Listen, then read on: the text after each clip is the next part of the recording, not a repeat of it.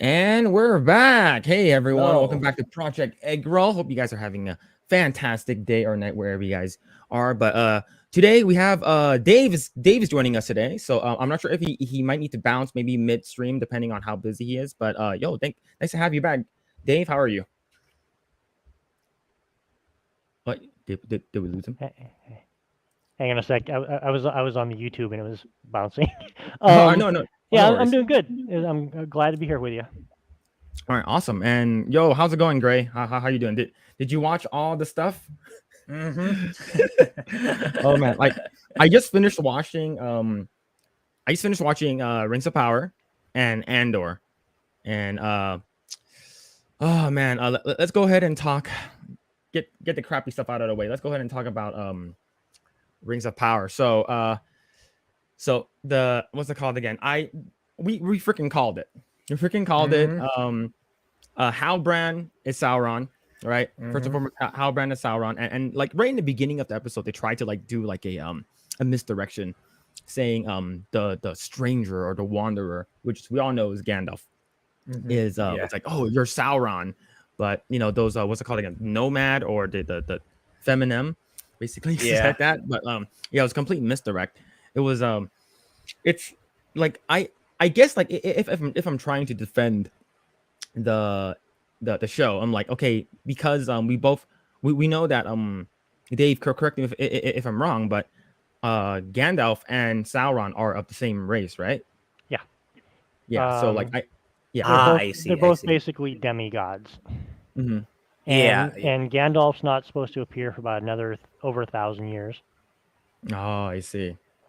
Yeah, so like yeah, that like literally like they show up and say you're Sauron, and maybe like they got like the wrong, I don't know, like they probably like felt like just because like they're the same race, and maybe like they misidentified like him as Sauron. But yeah, man, this last episode was just me shaking my head the entire time of how much I hated it. What are your thoughts on this episode, Grae?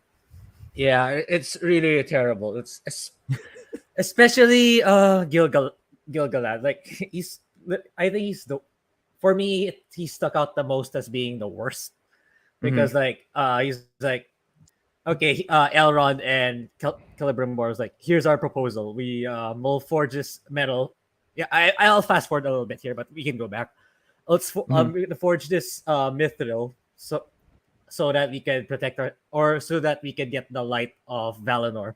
And Gilgalad was like, Mm-hmm. no, let's not do that. And he doesn't even Mm-hmm. offer a solution. Like he just says no. We're screwed, but no. He doesn't even try to find a way or even consider it. And Mm-hmm. they added like this fabricated drama with Elrond. Give give me 3 months. Like Uh-huh. for no apparent reason. 3 months for what for? Like what's the basis of the 3 months? Like, okay, sure, whatever. Then he leaves. He leaves Mm-hmm. for I don't know, trying to get everyone else to run away from Valma. So I'm not really a Mm-hmm. fan of that either. Then they Mm-hmm. also did Celebrimbor dirty. Like Halbrand was like, why don't we put other alloys to this mithril? Like Celebrimbor is apparently who's supposed to be the greatest craftsman in the elves, didn't think about merging two metals to an alloy. Hmm. Really, Yeah. really strange. Like what else? Like yeah, it's hard to start from because everything sucked. Honestly. Uh what else?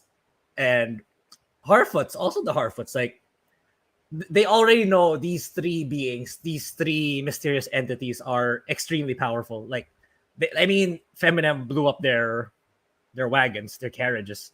So Mm-hmm. it's like when they were trying to rescue Mysterious Man, aka not Gandalf, it's like, Mm-hmm. oh, where's the other one? Nah, it's fine. It's like, how could you say that it's fine after everything they did? So Mm-hmm. that's something you're not just gonna consider because Mysterious Man is. I mean, one of them is gone. Don't you think you're being deceived in any capacity? But no. Let's just do it. Like while she's not while she's not there, then it ended up being Feminem was actually disguising herself as Mysterious Man. Then she tries to Mm-hmm. get them. And I also find it kind of absurd that they fail to distinguish mysterious man from actual Sauron, because I would think they would have the capacity to detect like, no, this is actually our sworn and apparently our sworn enemy, the Istar. Mhm. I don't know what Istar pertains to. I know it's symbolic for Gandalf, but I don't know what it really pertains to. But Mhm. yeah, it's what else? There's so many Yeah. stuff that I need to say. Anyway, yeah, I'll just follow through with whatever you guys have to say because I don't Yeah. want to keep jumping all over the place. Oh, no worries. But what's it called again? But before we get too much into it, like there's like a thunderstorm happening in my area, so if my power goes out, so I'm sorry for that, and we'll try to get back the stuff back up. But yeah, what's it called again?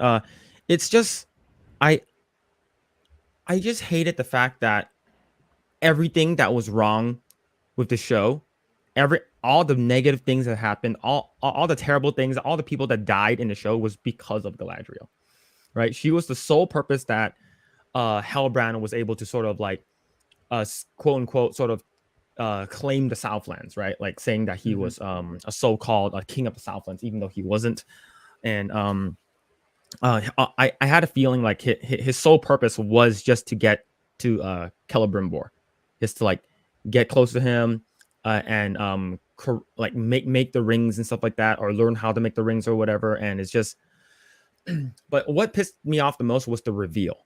Was the reveal of Halbrand, right? Like he sort of like suspected him when Celebrimbor was like something of the flesh or something like that, right? Like he mentioned something about like using this to have power over flesh, and she gets like this person, like an errand boy, grabs like a scroll for her from like this like place, and then he's like, okay, I'm gonna read this thing, and it's like, okay, tell me who you really are, and he just so easily just gives up the information to her. Just it's just like, oh, all right, fine, you got me, and here's who I am, and the whole boat scene was just stupid.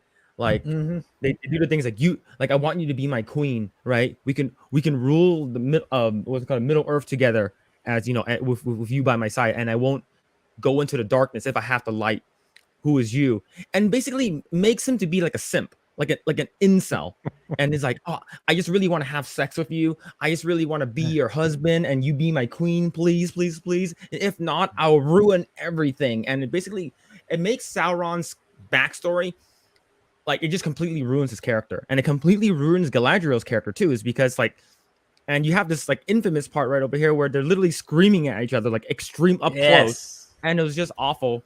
And then you have the whole like reveal of like the reflection of the water, like, oh, if you are my queen and I'm Sauron, it's so dumb. It's oh man, but with that said, like, how was Dave? If you can chime in on this, how Mhm. was the rings forged? Like was it the elves that forged the first rings first? Sure. And can you elaborate on that? Yeah, I can do a little bit on that. First of all, Mhm. I'm not a Tolkien scholar. I've just read a bunch of his stuff over the years. Um, God, how far back to go? So the elves didn't come up with, hey, let's make the ring. Once again, I haven't seen any of the episodes other than the first one, Mhm. and everything I've read, I'm never going to watch these just because I have Uh taste. huh. So the way the rings came about is Sauron basically, in his fair form, came to the elves as a character named Anatar, the Gift Bringer, I believe is, or the Lord of Gifts, Mhm. and he taught Celebrimbor and his jewel smiths how to make bound rings, basically powered rings. But what he taught them was a way to bind them, but they didn't know they all had like evil throughout the rings. So the rings in their basic creation were evil. So the jewel smiths made the 16 rings, the ones for the dwarves and the humans, while Celebrimbor on his own kind of went away and made his own, so that Sauron, slash Anatar had nothing to do with those three rings. So they were tainted because they used the same formula, but they weren't completely, under the power of Sauron. So the second the One Ring was created, Celebrimbor was able to detect what was happening. That this One Ring will basically overpower all the other rings and take us over. So the elves took the rings off and hid them. This was, I believe, around 1500 in the Second Age. So you can see how much lore has already been broken. Uh-huh. So the elves were only able to use the rings at the beginning of the Third Age when Sauron's finger was chopped off and the ring basically was lost because the ring, once no one has the ring, the rings can't be controlled. So they were able to use them then, and that's what how they use this crap about mithril keeps the elves Mhm. around. Well, the rings are what did that. That kept them from dissolving or whatever terms they're using. So that's how they were able to stay around through the entire Third Age. So Gladriel had hers, and two others went to two other elf lords, and those areas um, were in the dominion of the elves and were kept nice, clean, and pure. So the Okay. second the One Ring was destroyed, that was the power source for the rings. That just basically obliterated the power for all the 19 other rings. So that's why the elves had to leave. So I Oh, leave I anything out? see. No, okay. So okay.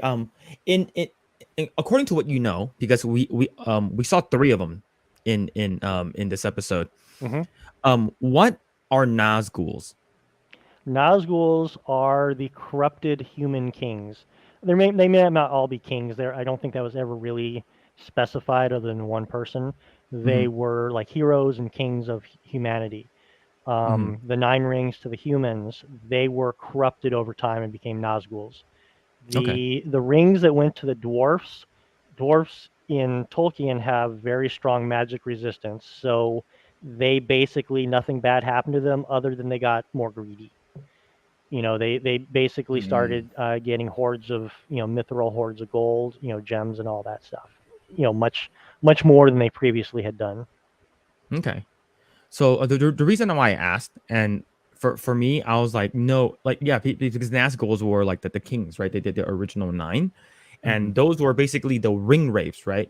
Yes. Yeah. Yes. So in this episode, when those three like nomad people like discovers that Gandalf is not Sauron, and like he gets like a staff and he does this sort of like big beam of light, it basically like removes their like actual like I guess human flesh, and they're basically your first three female Nazguls. Wow. That's Yeah, Uh-huh. and Uh-huh. I was like, what the? I was like, wait, Uh-huh. and yeah, yeah, it was the most dumbest thing. I'm like, are you, Mhm. what? I was like, what is happening? have So they read any of these books? No, apparently. I don't think. But yeah, it's when I saw that, I was literally upset. I'm like, wait, so it's sort of like how they did Doctor Who dirty. It's like, oh, you remember like the first Doctor is not actually who you think. Actually, before that, there's actually these like a young child Doctor, and it's sort of like they're trying to like retcon like the existence of like Nazgul's like first appearance, and now it's like this is like the first appearance, because of this damn show, and it's Yeah, just they didn't come along for probably 100 years after the ring because it was a Yeah, slow degradation of their humanity into wraiths. man. exactly. The So rings you, are just about to begin to be made, and yet we already have ring wraiths for some reason. So you want to know why this whole show pisses me off the most? hmm, So as a fan of Tolkien, and mhm. there's millions of us out there, do you think, and I see a lot of posts all around, it's like, well, if you don't like it, don't watch it. Well, what this show has done is basically mandated that no good Tolkien will probably be done for 20 years. No one else is going to buy the rights, for, $500 million to do Mhm. something that is this bad. It's like maybe someone might get the Silmarillion or something, but then, it's just they have so corrupted the story that no executives are going to go, hey, let's throw $1 billion into this thing and see if we can revive it. So they've basically stolen this from the fans for the next 20 years. It sucks, and the thing is like when you have like new people who are like getting into like Lord of the Rings, and they're like, oh, we really really like the books. Maybe you watched one of the original movies, or you watched a cartoon back in the day, or even read the books. You're gonna want to like, oh, I want to read everything or know everything about like Lord of the Rings or anything that Tolkien has made that's revolving around the Lord of the Rings mythos. And then you come across this piece of shit, and then they're gonna be like, "This is all." It's like they're gonna think this is like canon, right? I Yes. think that's what they're trying to do, completely like erase what was good, and I think that's what, like, with all these remakes and like live action adaptations, it's like they're trying to completely change it for a new generation, and I man, it sucks. But Grae, what other scenes was there in the show that made you like super upset? Like I remember you mentioned like it's pretty trash. Yeah, I don't. Well, the Harfoots after they save not Gandalf. Mhm, That farewell scene took way too long. The mhm. Nori leaving the Harfoots behind to go on a journey with not Gandalf to Rune. Yeah. I yeah, I don't know the significance of Rune. Maybe he gets his memories back or his power. He amplifies his powers, but yeah, I'm gonna need some knowledge about the Rune thing. I don't know what Gandalf is after or what's his goal there. Apart from getting his memories back, I mean that's obvious, but yeah, I did not like that one too because it took way too long. They could have spent that time for other scenes. Hmm. And okay, no Durin, no dwarf or and yeah, no Balrog apparently, which I don't know why they even bothered to show that scene in the previous episode. So it's just like it just showed Balrog just to hype things up for no apparent reason. You Yeah. gotta have Then something for the trailers. Yeah. yeah, that's it. It's just to show off a trailer. Oh, we have a Balrog. Literally, that's it.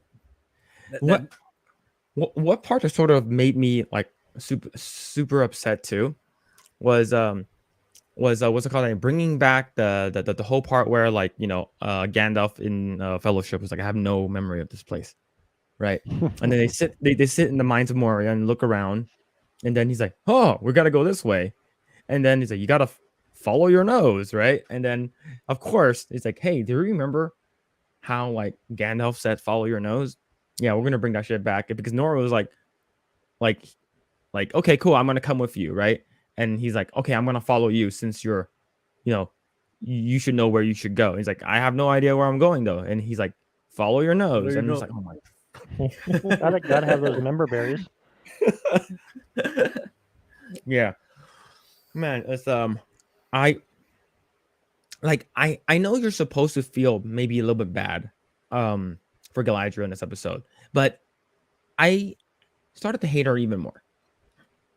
It's what's it called again? Like, I felt like this episode, what they were trying to do is like make her feel, you sort of like feel sad for her because, oh no, she was the one who did all these things. Maybe she's like, she has this sort of like revelation saying that like, oh, I'm like, I made a mistake. This is all my fault. We should like everything that's happened is because of me. But she does not take any ownership of that. And when confronted by Elrond, because Elrond's the one who saved her from like whatever the river that she was drowning in, and he's like, so where's Halbrand? And she's like, I'm not going. Basically, she didn't say anything. He's like, what's Halbrand? Like, where is he? Where did he go? He's not here anymore. And then she's like, we cannot do business with Halbrand anymore. He's bad for business. And then that was it. They didn't press any harder. Wow. Why did he leave? yeah, And exactly. like she knows his his identity. She could have said something. Maybe could have prevented something from happening. I'm not sure. Maybe get some warriors looking for him and kill him. But nope, none of that happens. Oh man, I hate the show so much. I hate it. Yeah, we don't even know. We don't even know how Halbrand ended up in Mordor so quickly. Imagine if you loved Tolkien for 40 years, how much you'd hate it. Yeah, for sure. Man, like and of course you get the, what's it called again, the conversation. There was the article saying that like if you don't like Rings of Power, you're considered a fascist, neo right wing, Trump MAGA supporter, like all of the names in the book just because you don't like it. And I'm like, so am I considered a fascist now because I don't like it? It's literally saying that, hey, get with the times. Whatever you love and like about all of these stories that Tolkien has created, it's doesn't matter anymore. You know, like we're here to stay, and it's man, it sucks. And I hear they've Yeah, started season 2 already. yeah, Yeah, they yeah, started they started shooting season filming. 2 already. Oh, So you think the But writers learned any humility, or do you think it's going to be the same stuff? it's likely gonna be the same stuff based on what I'm seeing on their response. That's really sad. Though I've been watching videos before this podcast, mhm. maybe a little bit, but I don't think it's gonna be enough to make up for everything they've done so far. It's never gonna be enough for everything they did in this first season. So if you guys Uh, didn't have to review this for the podcast in 2 years, because it's going to be come out 2 years, would 2 you ever watch years. another? Would you ever watch another episode? I don't know. Yeah, I Like don't know either. I I'm I would hope, in my opinion, in within those 2 years, there's gonna be much better TV series or entertainment that we can cover instead. That's what I would think. mhm. Man, it's it. Do you know what? Do you know what sucks? It's what's it called again? I was watching I was watching this streamer. He was playing Resident Evil 8, and in his background music, he used Lord of the Rings music. And there's a scene where it's like you defeat the enemy, and then it has the same like music as like when Sauron finally gets destroyed, and then like when the happy part comes, it plays the Shire music, right? The really really like happy music. And then just watching him play, like and listening with the background that fits so well, it's just like Kat started crying. It's because the music hit her really hard at like the correct spots. And then she's like, damn, it's just the music, it's so well done. And then Mhm. in this episode, like one of the Harfoots and like Sadok or something like that, like he ends up dying. And then and I was like, so are you sad? And she's like, I have no emotional connection with any of these fucking characters. Yeah, yeah, literally. Especially Sadok. He wasn't exactly a good guy all throughout the Well, come on, series. they only had what 8 hours to pull you into the story. I mean, Phil or the original movies only were 9 hours for the whole thing. Come on. Mhm.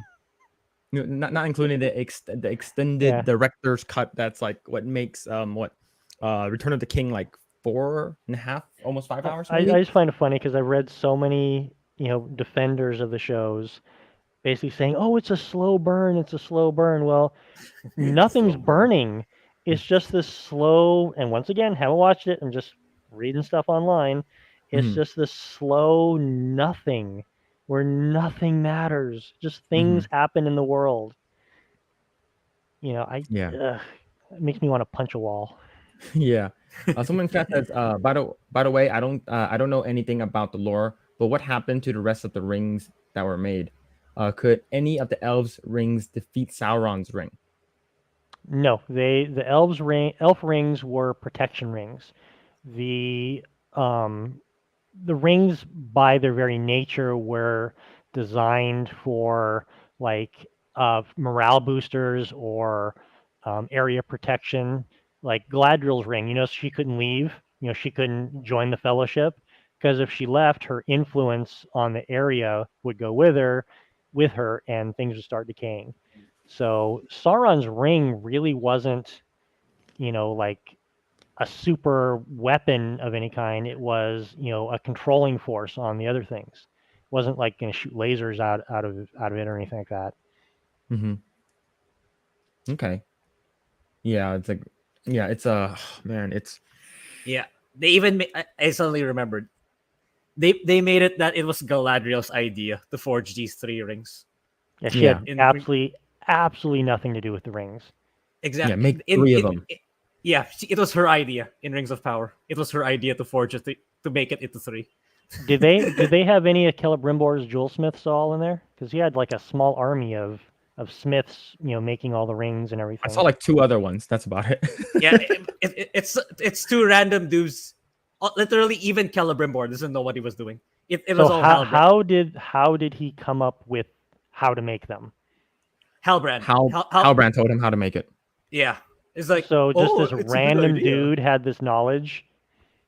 Mm-hmm. Wow. Okay. And it was like have you tried combining both of these metals together? Yeah, World class blacksmith, jewel crafter. Have you ever thought about putting two metals into That's one? He's like, one. It's like, I've never thought about good that. idea.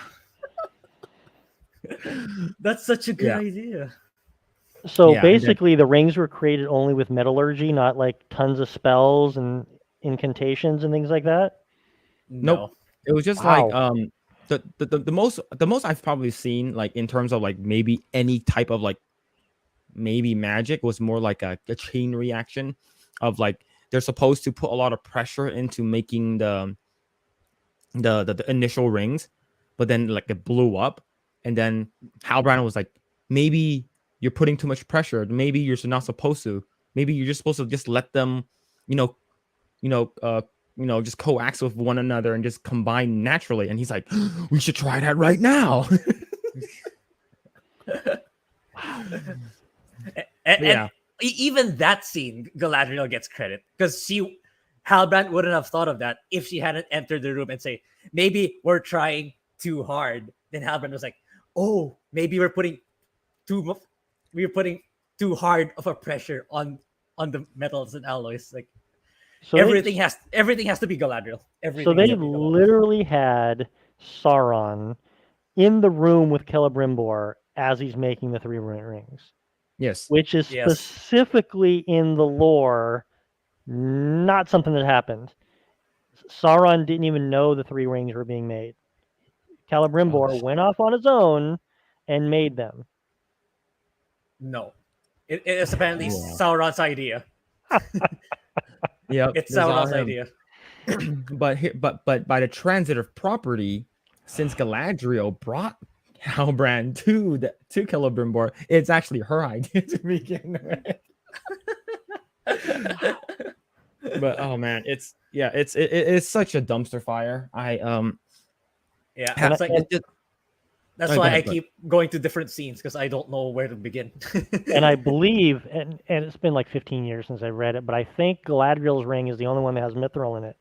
The other two, which blows apart the whole metallurgy thing, it's just these metals.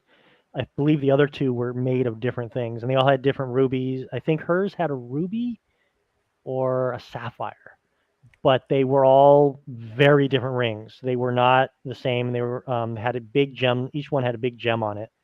There was a ruby, a sapphire, and I think a diamond. Once again, been like 15 years. Yeah, that I believe you're correct. I think that's correct. There's a blue one, a red one, and a white one. Yeah. Okay, yeah. so at least they're doing a little bit right. Yeah, and I believe one of them. Yeah, I believe one of them did have mithril, like specifically that. I think it was specifically Galadriel's one.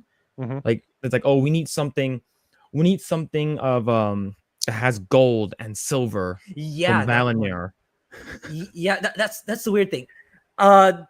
Because apparently the only way to forge these so-called rings is through the highest of the high quality of gold and silver, which apparently is coincidentally Galadriel's dagger. That's their only source of gold and silver of the highest quality. There's nowhere else. It can be found nowhere else. So it's added like Galadriel's sacrifice by handing over her brother's dagger to forge the rings. So are they saying a weapon was made out of a very soft metal? Yes. Okay. Yeah. So someone in chat said slow burning of my soul and time. Yeah, it's it's bad. It's bad. And man, I don't even know what's gonna happen with what season 2. And the fact that Dave, you mentioned that it was gonna be coming out in like 2 years.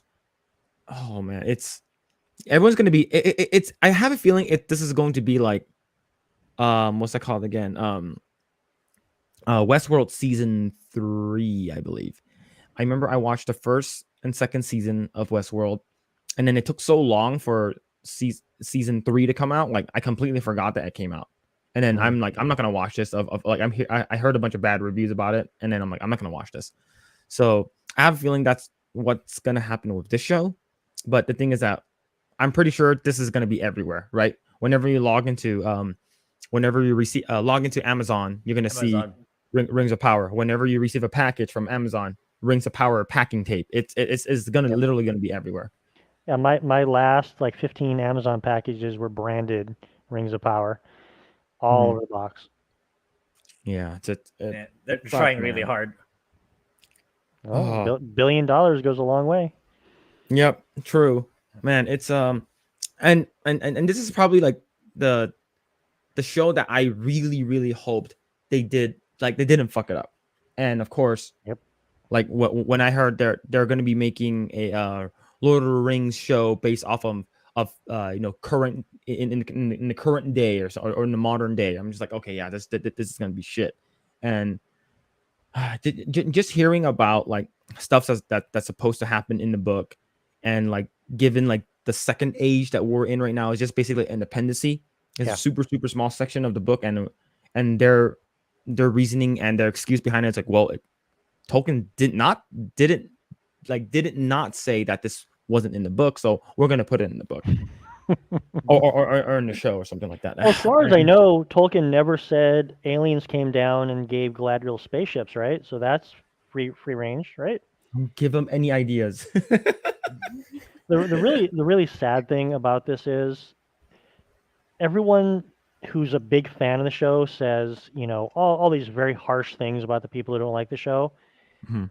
If they had just made a good show, no one would care about all the little, swapping of races, swapping male to female, changing characters a little bit. They just made a good, entertaining show, with some changes like Peter Jackson had to do. No one would Mhm. give a shit.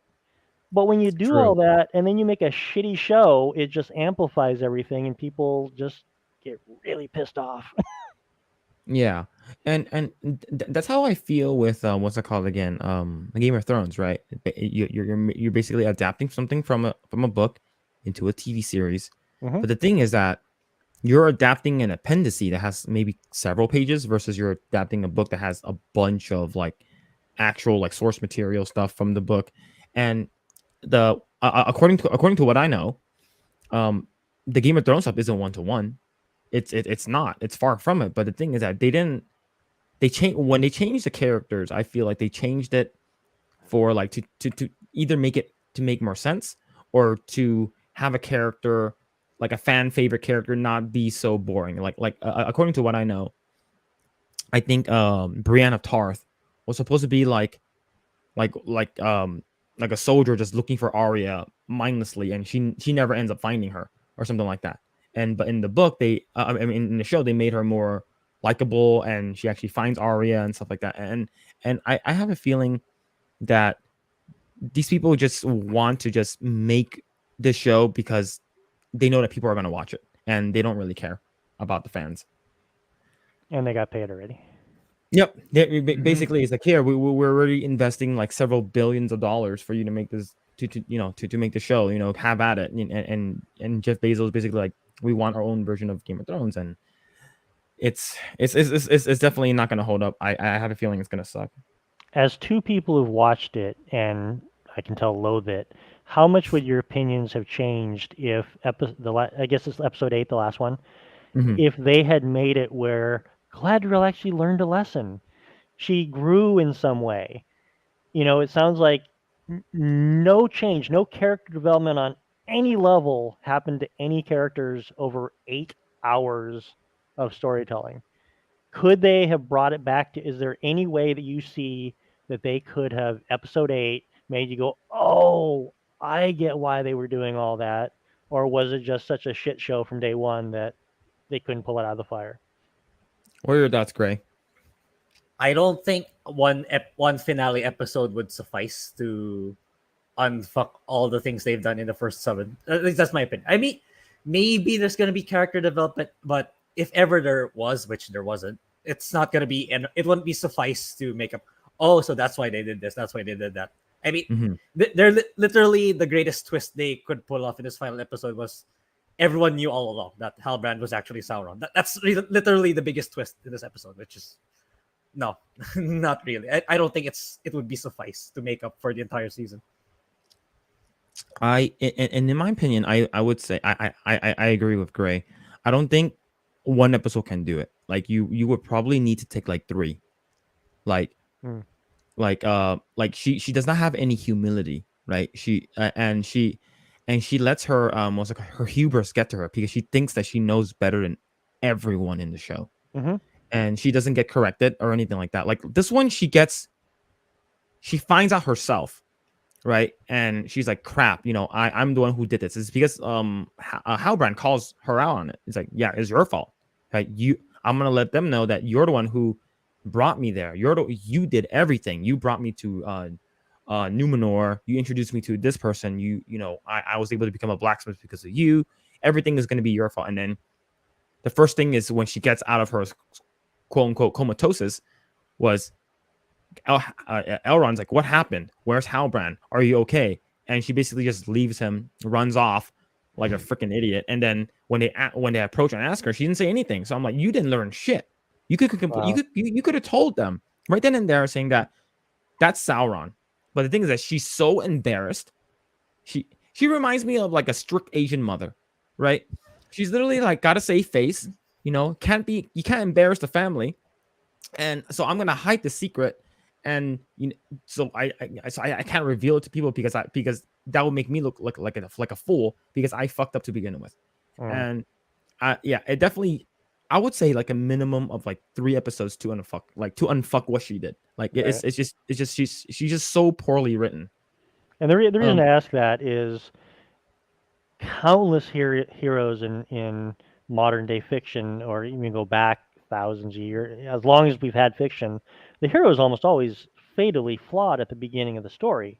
They always have things that you just Mm-hmm. hate about them, Mm-hmm. but at some point they start learning and growing. It just sounds like there was none of that growth in her. But there are 4 more years. you know,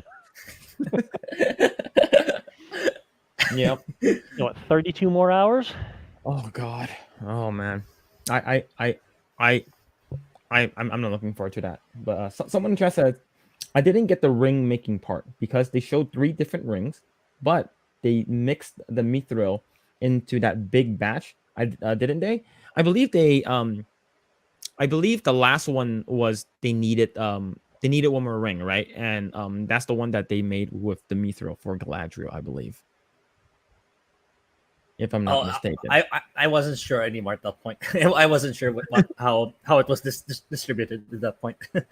All I remember was that she was looking so emotionally that she's losing that dagger, that apparently super precious dagger. Mhm. So how long did the rings take to make in the show? Oh, really fast. A Because day. they took a long time to do. And I mean, let's say it took, how long do you think it took? I would say if we would put into the context of days, 2 days For all three? for all 3. Then Yes. why didn't Celebrimbor make 60 more if they're that quick? He didn't make more because he didn't have time before he was killed. Sorry to Mhm. spoiler alert. Um, Fine. it's like these things were not quick turnarounds. They were a long time in the making. Like I don't know I think it was years. I don't know how once again, it's been like 15 years. They Mhm. took a long time and a lot of power to Mhm. make. It wasn't just like, hey, you got an afternoon? Oh, No. that's how it went in this movie. Wow. That's how it went. I mean, the series. Yeah, And it was really quick. and as you recall, when last time I was on a couple weeks ago, I said I'm hoping 8 changes it so I can watch the whole thing. I'm not even going to bother with turning it on. It just sounds like a Yeah. disappointment from start to end. Yeah, it's it's not I would say this if there was no book and no previous movies for you to like sort of work from, and this was like the first thing you see, it's like, okay, you want to watch it in order. You watch this first. I would say this show is okay at best, right? Like like of course there's some parts that are okay, this is sort of stupid, this is sort of dumb, but like they gave it their fair shake, and it's like a 5 out of 10, right? Mhm. But when you compare it to like all the other things that have came out, like even the Hobbit trilogy, this thing automatically drops to like a 1. Like the only thing that I can give it is that the scenery is great. Like some of the backdrops, they look really nice. The armors and stuff like that, they look okay. But like the orc makeup and stuff like that, that looks good. Like the makeup department, the animation department, and stuff like that's good. But everything else just sucks. Right? The writing is really bad. The acting is based off of direction of the writing and director. So it's it's not worth it. Yeah, definitely feels like we wasted 8 hours. I'm so sorry. But yeah, the Well, thing is that think about the content you got out of it, though. true. Yeah. We did like the thing is that I remember our last podcast, and whenever we're talking about the Rings of Power, we usually talk about it for about 45 minutes to an hour. It's because how much we don't like it. Right. Yeah. And it's just we're just nitpicking, saying all these things we don't like. But whenever we like something, we talk about, oh yeah, this is great. We talk about it, it's really concise and simple. It's sort of like a Yelp review, right? Whenever a restaurant's good, it's like really great service, food is great, blah blah blah. But whenever it's bad, like you hear about it. It's like, oh yeah, don't go to that place. And the reviews are piling on, like a bunch of 1 stars, 2 stars, saying how this is really really bad. And that's how I feel with the show. And like it has like an 86 certified fresh and like a 35 or something like that, like Audience review. Yeah. it's I think it's irredeemable. Yeah. I don't think you can save it. Yeah, unless what I mentioned to you in yours while you were streaming, like it start of season 2 is everything was Galadriel's bad dream. Then start all over again. She wakes up, she's like, yeah, that'll be super funny. But so let's go ahead and segue onto Andor. Has everyone caught up with Andor? Yep. And first and foremost, like I'm just gonna say, the first half of it was sort of like setup, and then when the whole mission stuff started, I felt like anything could have happened. Like I was on the edge of my seat. Like, did you guys feel like that? Mm-hmm. It could have collapsed at any point. Yeah. There were so many points of failure. Mm-hmm. Yeah, you're not sure anymore who's gonna make it and who isn't. So that was really well done. Yeah, I really enjoyed it. So Grae. Oh yeah, go ahead. I was gonna say, you got to admit, when I believe I think I called them a terrorist group last time because they're basically a terror cell. They've only been on for 3 episodes, right? Yes, I believe so. Yeah. Was there any one of the characters that died that you didn't care about after just 3 episodes? I was invested in all the characters. They all had good backstories. They all had good motivations. So when anything bad happened to anyone, it was like, oh shit. And when they're in danger, you're like, oh no.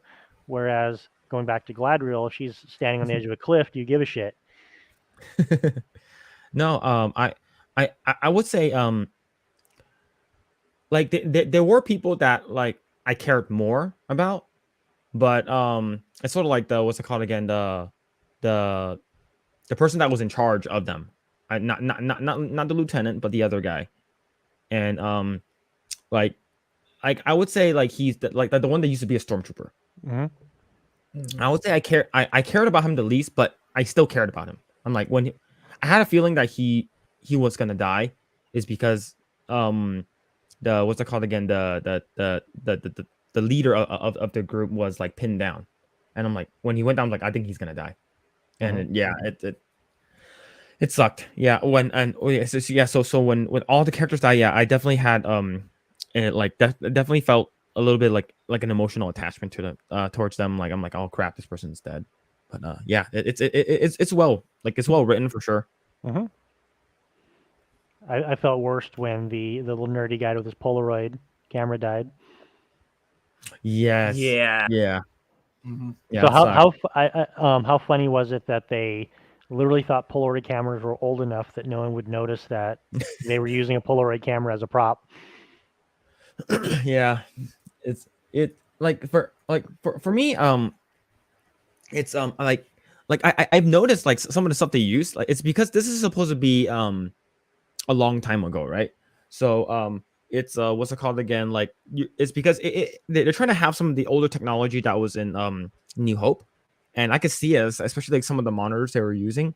It was like it looks like it's very retro on the ties.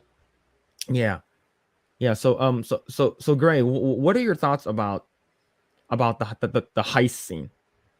The heist. Yeah, it was Yeah. pretty. It held me on throughout since the beginning. But Mm-hmm. what I was not sure of is I found kind of off was the Vel moment. The Vel, like, why was she hesitating in between? Like, because like they were like the buildup was already there. They planned this for several months. Then I'm not sure where the hesitation was coming from when Cinta was Mm-hmm. telling her, do it, give the order, give the order. So I was like, I was kind of off with that. Like, you already made it this far, then you're gonna hesitate now. You're only gonna have second doubts now. But everything else was actually pretty good. Like, oh shoot, I think she's gonna die. Oh, I think he's gonna die. Then it turns out it's actually Taramin, the former stormtrooper, is the one who died. Actually died. Mm-hmm. Then everyone else, well, at first made it alive, but then yeah, I also like the part with no, not Mimic, Skeen. It turns out like he was just profiteering for himself. He didn't really have a brother, and he was just the reason why he wanted to get close to Cassian was because he was the getaway. He was the getaway with all their payroll. Yeah, which I kind of like because yeah, I mean it deviates from your typical good guy persona. Like it turns out this guy's actually is actual scum to begin. I like that. I like deeper someone who has more depth or manipulation because you don't see those. Yeah, I was gonna say, ahead. remember he was also in prison at some point because he had the prison tats. Mm-hmm. Yeah. So it runs a lot. I like characters running a lot deeper, even though they're evil in the end. But because it's not all the time you see, it's either they're stereotypically good or they're stereotypically evil. Especially in Star Wars, right? Like if you're a Sith, he's a Sith. If you're a Jedi, you're basically you're a good person. But here it's you're dealing with a lot of gray areas, a lot of gray characters, which I am a big fan of because those are the more interesting plot lines compared to your you've seen already enough of the typical good or evil fights. Mixing it up with gray. It's always it makes things a lot more interesting for everybody. Yep, I agree completely. Yeah, like there was this what's it called again? When you said scum, it sort of it sort of remind me of that terrible scene in in the Last Jedi when he's like, "You're scum." He's like, "Rebel scum." But yeah, I actually really like what's it called again? Yeah, Yaskeen was actually making up all these like backstories to sort of like get people to sympathize with him. Like sometimes you just have to, like, why can't a character be written sort of like that? Like he's just not a good person for the sake of being not a good person, right? He's just selfish. He just wants to do all that kind of stuff. Versus like sometimes I have a feeling like they're trying to. A lot of shows nowadays are trying to make the villain sympathetic. Like you sympathize with the villain. It's like, okay, we don't have to do that for every single thing. Just because a couple of properties work, you know, like for some of the characters that like I think the first major one that a lot of people really liked was Killmonger, right? Like a lot of people like, oh, this is person that like you were actually rooting for Killmongers because yeah, he actually has the correct claim to the throne. Yep. He won his fight, and that was you know, we can have that good story. Versus, and then you have like Maleficent, who's like literally like a force of evil, just literally chaotic evil. No, let's give this person a backstory now.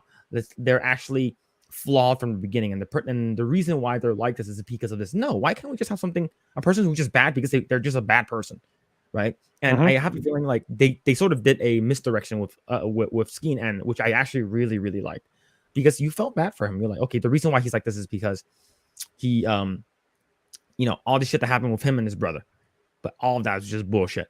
He just wanted to. He's a bad person because he's a bad person. I'm like, I like that's a very bold move which I really liked. I'd love to know who vetted him into the terror cell. Oh, say that again. I'd love to know who Who vetted vetted him. him? You know, who Oh, did the background Who check. recruited it? Luthen. It's Luthen. Luthen messed up. mhm. But yeah, it's definitely good. I like the part. I like this particular part, like on scene where so you have the what were these indigenous people called again? The Donnie. Danis, Donnie. Yeah. the Donnie, and I'm like, what was this like weird tradition they're doing? And then like I remember like the first couple of stars shot, and I'm like, oh, and I started to glow green. I'm like, this looks really pretty. And then Mhm. all of a sudden, all of them just came. I'm like, this is I love the fact that the entire the entire episode was very muted in color. And then all of a sudden you get boom, big vibrance, like saturated color. I'm like, this is really pretty. That's a great And point. and then all of a sudden you have like the TIE fighter start chasing them. I'm like, oh, that's gonna be really cool. And I would say like everything is actually really, really well done, especially the whole heist scene with what's it called again, the Lieutenant Gorn coming in, and then you see the forgot that person's name, but the captain person on the bottom, like Lieutenant Gorn, and he's like, wait, you guys aren't done yet? Hurry the hell up! And then he slowly realized like, holy fuck, this person has been with me for like 7 years. Yep. Like, Yeah. what? How deep is this thing? And I love that. That's like a subtle, like I like that acting without talking. It's really well done. Yeah. Yeah, I was about to say. I think his name is. Yeah, I took notes. So J Hold. His name is Commander J Hold. I also like the part where he was talking to his family. Like he was talking to his son. Okay, get dressed. We're talking to the we're making the fur exchange. I don't know I forgot what it's called. The fur exchange with the Donnie. It's like why I don't want to do this. Like, it's like we're doing this so we can get out of this stinking planet. So I like that they explain the motives of the villains without it being like blatant. Like it explains the backstory that makes sense. Mhm. Like the motives are there and it makes sense. Like uh isn't it you is pertaining to the wife and the child? Aren't you two complaining that they want to get out of here? So do this so that we can get out of here. So I like that Mhm. part too. It gives more color to the villain, in my opinion. Well, the cool thing about this also is, in their own minds, no one is a villain in the show. They're just doing their job. Mm-hmm. You know, Yeah. it's like I'm at a military base. We've occupied this planet. We're doing this, this, and this. We're not genociding these people. We're just kind of nudging them away from us. You know, we're going to screw up their holy site, but you know, so in their mind, they're not bad guys in anything they're doing. Yeah. Yeah.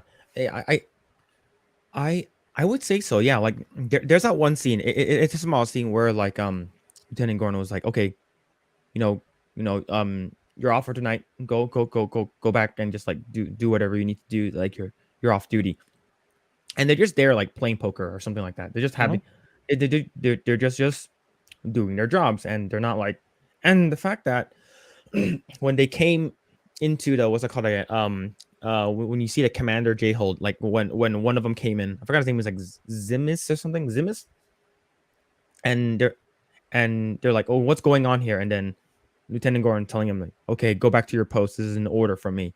And he's like, no, actually, what's actually going on here?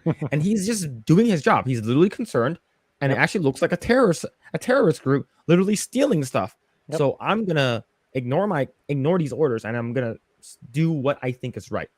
And it definitely shines a light in sort of like even like modern day stuff that's happening right now with like war and stuff. A lot of these people think that they're doing what's right and what's best for their country or whatever they believe in, and it just maybe you agree or disagree with them. Like there's still people just doing their jobs, even though like like you have this terrorist group who's actually like they're basically stealing from the empire because they think the empire is bad. They know the empire is bad, so we're gonna go and steal all this money. By the same time, like kill a bunch of people who are just doing their jobs. Yeah, basically, whoever wins gets to decide who's the terrorist and who's the hero. True, You right? know, True. if the Empire had won, the rebels were terrorists. They were basic. I mean, go back to our Revolutionary War. If we had failed, the Brits would have been calling that whole thing a terrorist operation. For us, they're the founding fathers. So I think they're playing it really well. The thing I really like about this is there's no like mustache twirling villains in this. Maybe those two guards at the beginning, who are beating him up who got killed, in episode 1. But everyone is just doing their job. They're just doing what they think they need to be doing. There's no one randomly going out just shooting people in the head. Even the and I'm sure Grae, you'll know his name, the security officer who escalated everything, the type A personality guy, like on episode 3. You mean the Karn? investigator? Karn, Yeah. Going Karn. way back. He wasn't a villain. He was just a dude doing his job. He wasn't like out murdering people. He was basically 2 of our guys got killed. We got to look into this. So there's no one out there who, if you were a completely objective observer and you didn't know the Empire is run by a Sith Lord, you would go, hey, these guys over here are doing some bad things. They're murdering people and stealing. I think it's great. They're not making anyone complete, as you said, Grae. No one is black and white. No, black and white in this. Everyone's just sitting in their shade of gray. Yeah. Someone in chat says, I agree with Grae. The characters are more relatable since human personalities aren't just black and white. Correct. Right. And going back to your what's your statement earlier, Dave? I believe there's a saying that history is written by the victors. Yep, exactly. Right. And so it's sort of like imagine if like a Revolutionary War or World War I or World War II or something like that. In what's it called again? In Vietnam War, like the U.S. was considered the bad guys, right? It's because but what happens if like we actually, if something good came out of that war, then we did democracy in like Vietnam or something like that, like what we did with South Korea. They're going to label us as good guys, but now it's just like everyone's just saying that it's just this is something that it's definitely relatable, but it's also enough not it's not relatable enough since this is a sci-fi fantasy, but it's just it makes you think. And I do like the fact that they are able to make the viewers feel like, okay, not everyone is just bad or good. There is nuances between the characters, and it's definitely really well written, especially with Karn as well. Like I'm definitely looking forward to seeing more of his character development. Yeah, for sure. Did you guys feel a little bit of remorse when the commander had the heart attack and died? He basically a family man, loved his family, was protecting his family, doing all that. Didn't even, remember he was there. He could have screamed, "They're attacking us! They're doing this!" He kept quiet because he didn't want anything to happen to his family, and then he died. I felt like, oh, poor guy. He could have screamed, "They're terrorists! They're doing this!" But he wanted to make sure nothing happened to his family, so he kept quiet. Yeah, it's just thinking about it now.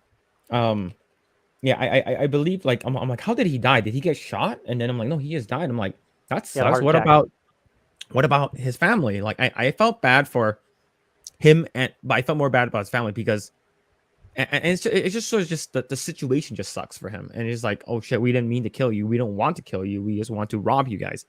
Yeah. And it's like, and the thing is that you don't. I wonder if they're gonna show like the wife and the son's like reaction, like if maybe in the next episode or something like that. It's like not everything that goes on with like the rebellion is like you don't see the other side, right? And like it's sort of like when you hear stories about like especially like Hiroshima, you hear okay, they attacked us, so they bombed Pearl Harbor and stuff like that, and we know how that feels. But then like you still have stuff that's still happening right now that like people are still having like radiations in like specific islands and stuff like that. And it's just how sort of like their skin started mutating, and just like when you hear all that, it's like, oh, we didn't know that. It's it's just these just the casualties of war. But it's just when you see all these stuff that's happening, you just see how bad war is. You just like yes.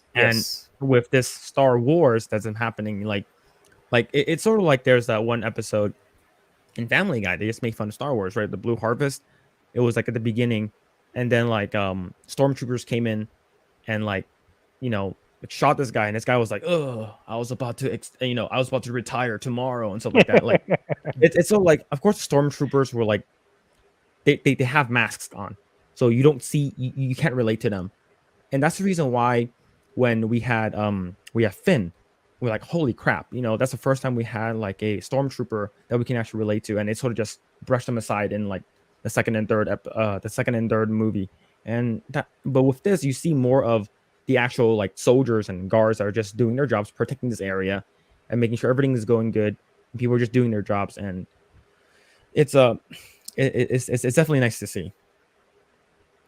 It's all just people doing their jobs. It's the ones at the top who are the bad guys. Yeah, it's there's a saying in one of the Linkin Park songs. It's called "Hands Held High," and one quote that I always remember was, when the rich wage war, it's the poor who dies." Yep.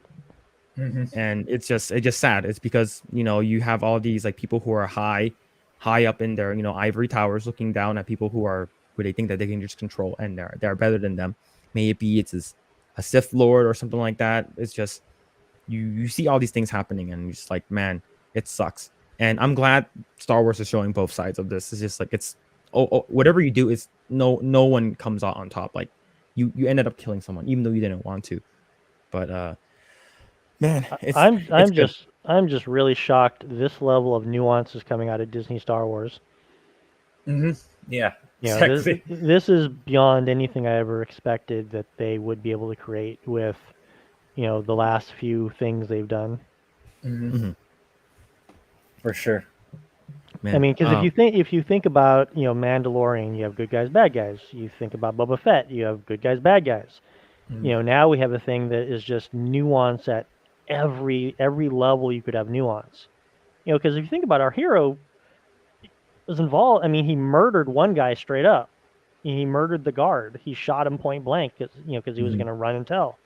Was involved accidentally in the killing of the other. So, he's not a white knight in shining armor. It goes all the way across. It's just people just trying to survive and get by. Oh, man, it's I like that's the reason why I have a feeling that this show definitely feels like it's not really like a slow burn, but it has good payoffs, and then the nuances and the subtleties between the characters, and like you actually like I was actually rooting for Karn. Like in the first couple episodes, I'm like, yeah, dude, just doing his job, man. Just really enthusiastic about his job. Like it sucks what happens to him, but even though we know what happens with like Cassian and stuff like that, we know where he does not get caught, he does not get killed until Rogue One, but it's just like, man, dude's just gung-ho work. We all work with that one person who literally follows the rule like to the T, right? And he's like, hey, literally a person who came in a minute late or something like that, and he's like, okay, I'm late, even though I'm late 30 seconds, I'm late. It's like one of those persons like, I have to go back now. I cannot take my lunch break over like 1 second over 30 minutes, so I got to go back. So Karn is that person. I'm feeling attacked right now. No, I look, it's a good thing. I think it's a very good trait to have, and but I think this show is showing a light in like, okay, like a person that you are supposed to hate, because they're on from a different faction or a different group than you, just because you have different views doesn't mean that they don't go through the same shit that you do, especially when he went back home to talk to his mom. For sure. But yeah, man. Did we miss anything? Was there anything that we missed? With the Greg, I know you were taking notes and stuff like that. So was there anything that we missed or anything? And unless Dave, you have something to say as well. No, I think it was all covered. It was a great episode. It was yeah. This is one of the few Star Wars shows in a year I'll rewatch. For sure. Just because it's a good story, and even without the huge, standard sci-fi special effects, I mean, this episode isn't that cool, the cool space effects with, the meteorite storm and all that, but it's just a good story. And that's most Hollywood doesn't seem to get that everything is the story. Mhm. Everything on top of the story is just making that story look a little better. If you start with a shitty story, no matter what you slap on top of it, it's still a shitty story. Mm-hmm.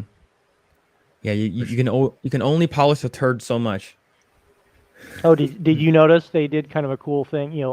I'm not military or anything, but um, the kind of the checklist they had the TIE fighters doing as they were prepping their ships. They were going Yeah, through all the, I can imagine they had their clipboard there. It's like, okay, check this, check this, check this, and then okay, do the drop. It wasn't like generally just the TIE fighters just come out. They actually kind of showed the Yeah. human involvement in that, which I thought was really cool. yeah. Like for me, like we never actually get to see like who's piloting the TIE fighters because they're always wearing the masks, right? Mm-hmm. And it's sort of you get that disconnect from them, and like seeing that like them prepping, getting ready. It's like, oh yeah, they're also like you got to remember these are also people, and they're Mm-hmm. just doing their jobs. May it be whether or not you disagree or agree with them, but yeah, I actually really like that touch for sure. Mhm. But all right, I am definitely looking forward to it. But let's go ahead and segue to House of the Dragon episode 8. Holy crap, I have a lot to say Mhm. about this past episode. But who's the the guy who played Viserys? What's that guy's name? Like You mean the future Emmy winner? yeah. Oh my god, he's Pa- holy crap! Paddy. What a phenomenal. He's the first name in the credits. Paddy Constantine. Let's think about that. Let's think about Yeah. House Holy of the crap! Dragon. Yeah, What a really performance! good. Holy shit! Yeah, But let's Paddy Considine. Paddy Considine.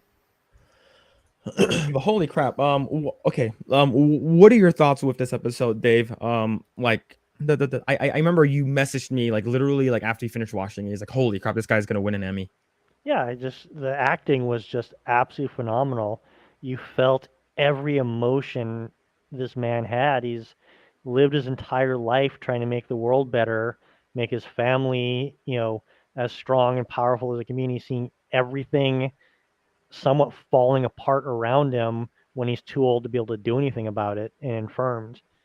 I mean, I felt every emotion, you know, and I'll tell a little something. I'm on the spectrum, so I don't Mm. tend to be able to emote emotions from people, and I was feeling everything this guy was putting off. That's why messages like, yeah, this guy's getting some awards for this, or there's something really wrong in this industry.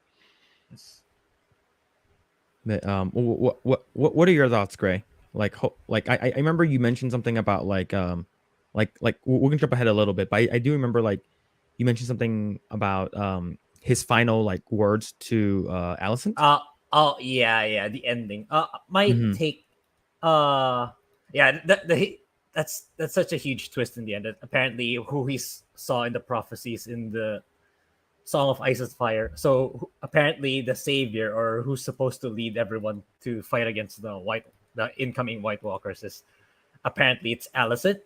Makes me think like so maybe maybe he saw it from the very beginning already. He just didn't mention it to anyone until his final hours, which makes me Mhm. think, which makes me speculate. Like, maybe he knew from the very beginning. That's why he chose Allison. It made the series just made it did a good job at making it seem like because he was kind of physically into Allison because of what she's done initially. But apparently, I think there was more things at play for him. Like maybe he already saw it way before. It was actually Allison he saw in his visions that she's actually the one who is gonna lead supposedly.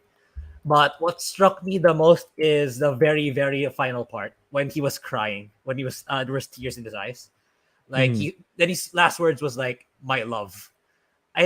My thoughts on that was because I think he was having visions again of the future. I think he saw what's gonna happen to Allison in her final moments. I think he saw her death. I mean that's what I think. That's why he cried. I think that's why he said those last two words, my love. I think he saw what's gonna happen to Alice. Either something very brutal is gonna happen to her, or something really terrible is gonna happen to her. That's what I think. That's my take on the very final scene. And I'm assuming he dies. I mean, yeah. I mean, I don't think there's going back on that anymore. I don't think they're gonna subvert expectations. Oh, surprise! He's still alive. I don't think so. Surprised he I- didn't die. I Yeah. actually read that scene differently.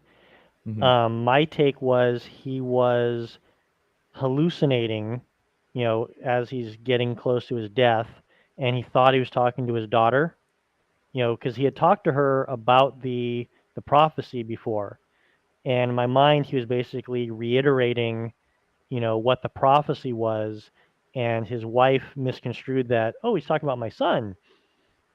And when he says my love, my view is he thought he was saying goodbye to his daughter, because he was, I'm guessing when you're that old and you're that messed up and you're on poppy, your mind's not there properly. So I just felt it was one of these, complete communication thing, miscommunications that's going to cause, a war for the next few episodes. Mhm. So that's just the way I saw it. I could be Oh, completely wrong.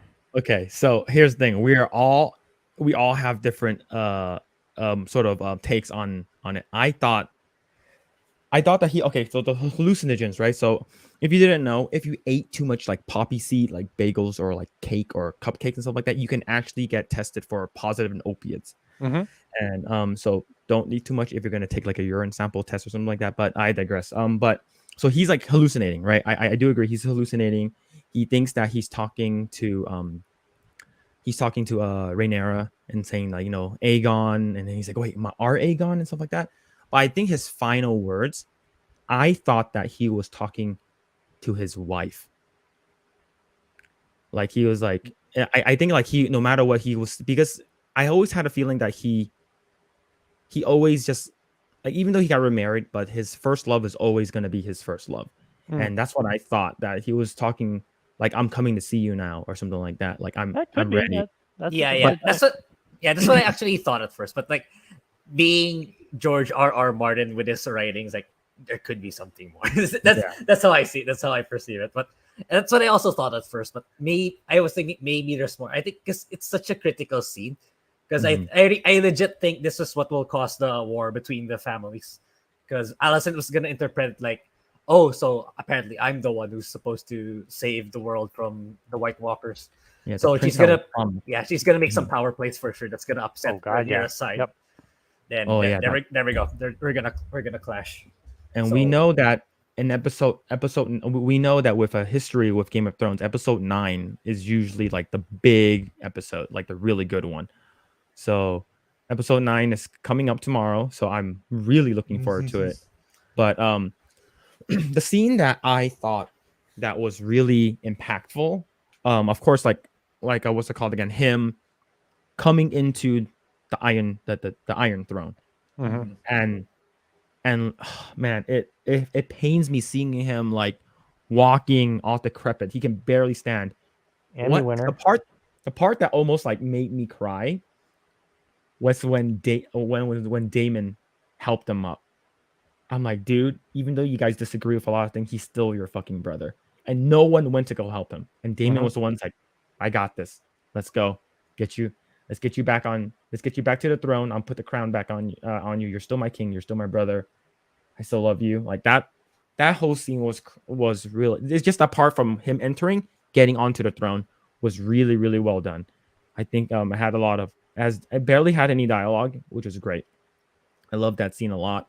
And another scene that I also really love with Viserys was the Last Supper, the last dinner.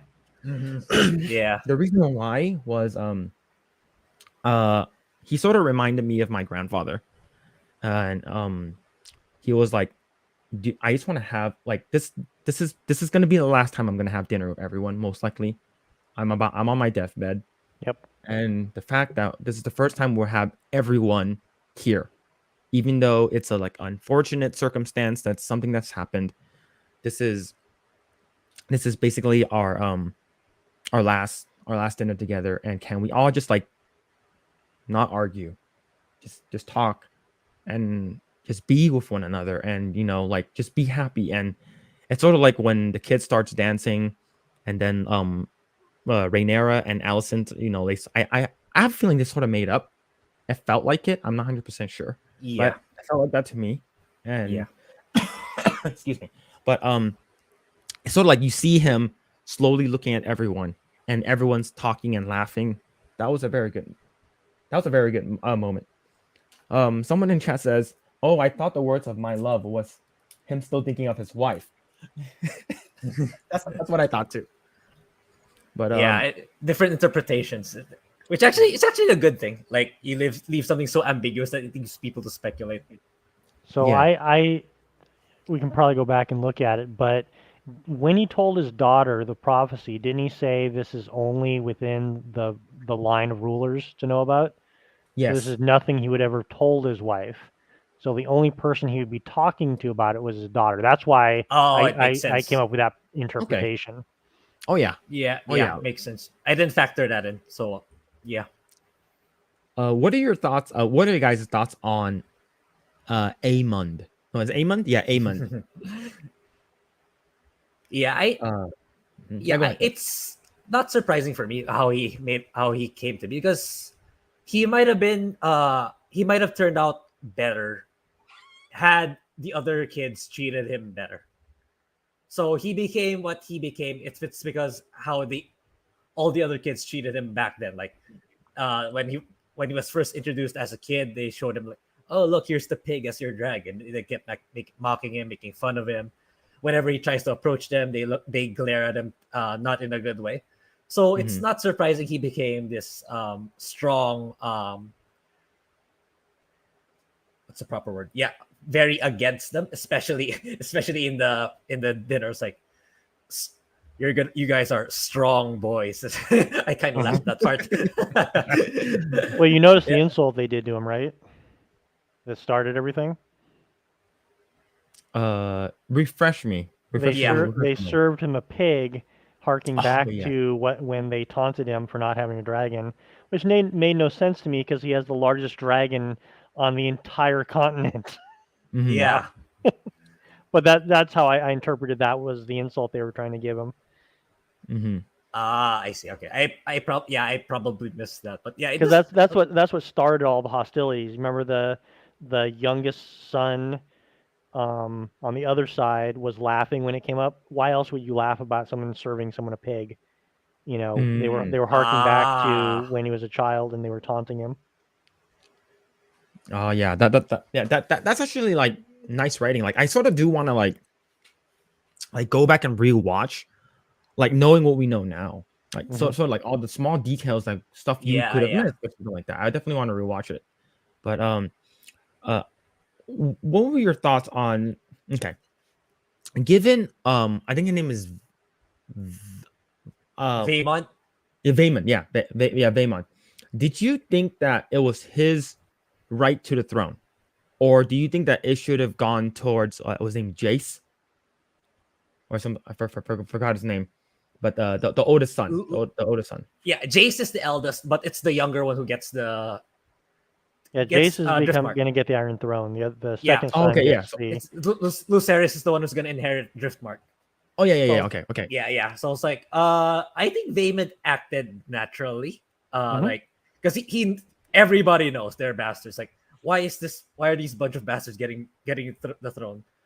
But I hope that Colress isn't legit dead. Honestly, in my opinion, I hope he's still alive. He's just in the sidelines because he's sick.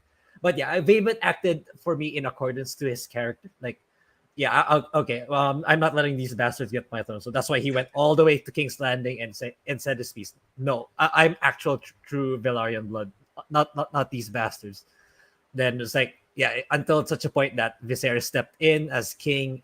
No, they will. Lucerys will be the next king of Driftmark. Then, yeah, Vaemond, because of all this politics, he said this is BS. So it's only natural for him that he reacted the way he did. It's like, okay, I had enough of this shit. I'm gonna, yeah, even though it's insulting to everyone in the king, he said what he said, and eventually he died by the very person who he he's been screwing over since the beginning. Like if we go all the way back to the crab feeder days when he was fighting alongside them, like he was already trying to raise a mutiny of sorts. So it's the buildup was there. The buildup of his death was there. Like he's been on Damon's backside for the longest time ever. So that's why I felt it was natural for Damon to do what he did. Yeah. I like, even though like let's say, like, of course with the bastards, you know, like, of course they shouldn't inherit the throne of Driftmark or the Iron Throne for that matter. However, but if you're like Viserys and it's and you're just trying to like make sure things goes right and you want to make everyone happy and stuff like that, and the fact that your sister said yes, you know, like, you know, I think that it should go towards the youngest son, and the fact that, you know, the my granddaughter is going to get married to him, you know, it just makes sense.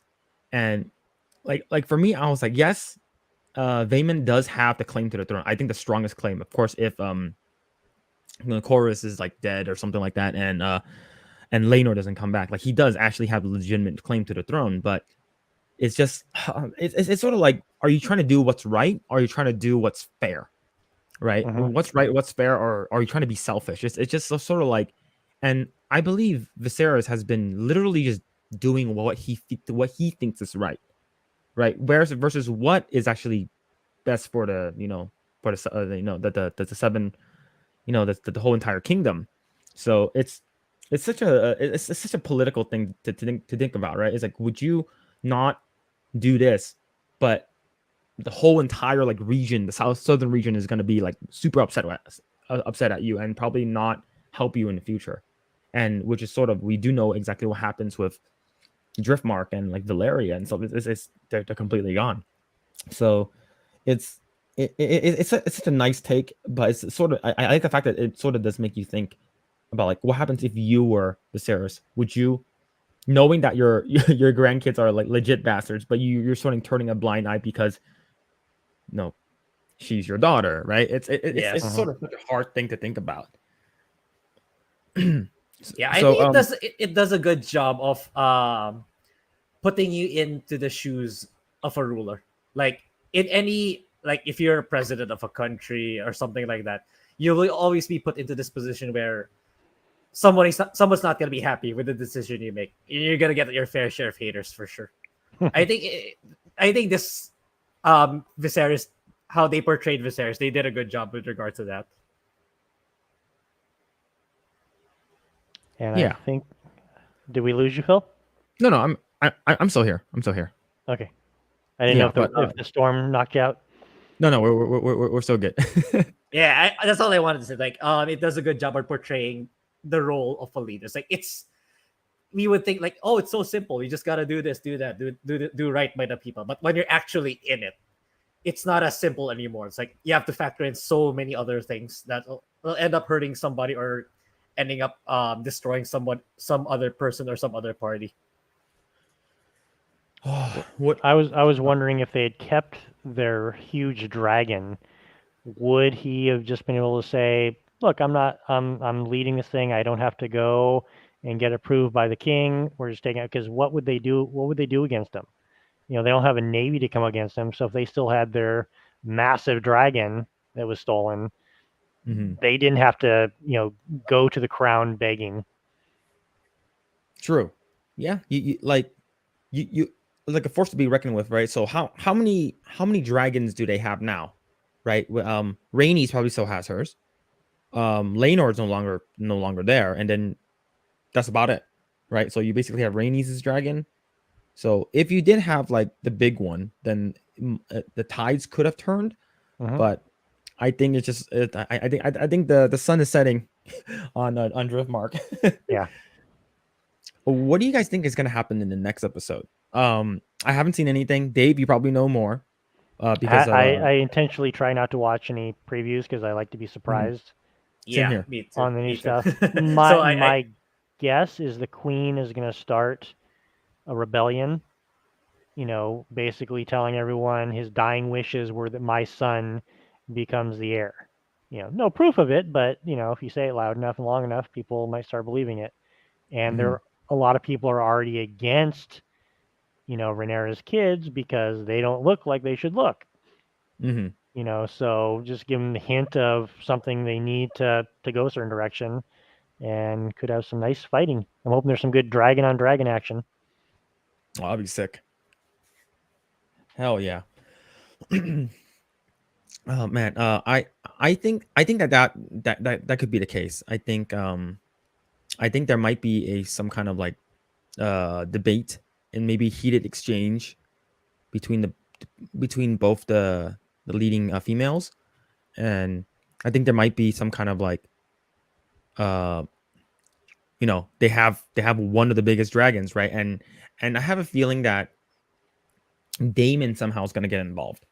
I do believe Daemon's somehow going to get involved. I do actually want to see like Daemon fighting against Aemond somehow, because I can feel they're like the apex in terms of like male characters now.